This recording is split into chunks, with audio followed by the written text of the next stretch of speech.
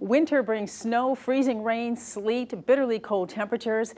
Hello, electric co-op members. You'll want to be prepared and informed this winter. And one way the National Weather Service informs us is by putting out advisories, watches, and warnings that we pass on to you to let you know what's coming our way. A winter weather advisory is issued when we have significant inconveniences that could be hazardous, such as small amounts of snow or ice. But a winter storm watch means winter storm conditions are possible within the next 36 to 48 hours. Once that's a winter storm warning, though, we are looking at the life-threatening severe winter conditions that have already begun or will within 24 hours. So certainly the warning is more serious and you want to act now.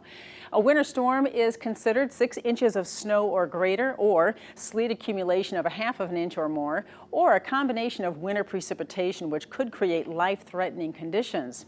Freezing rain is rain which falls and freezes on contact, causing ice on objects, and a freezing rain advisory is issued when we're expecting light ice accumulation under 1/4 of an inch that can cause a glaze on roads and some hazardous travel. That's an advisory. However, an ice storm warning is issued when ice accumulation of 1/4 inch or more is expected, and that can cause dangerous or impossible travel, snapped power lines, and falling tree branches. Now, here are some of the impacts that we see from that ice accumulation. When we're looking at 1/4 of an inch or less and an advisory has been issued, we're looking at light ice on trees, windshields are coated, and bridges are slick.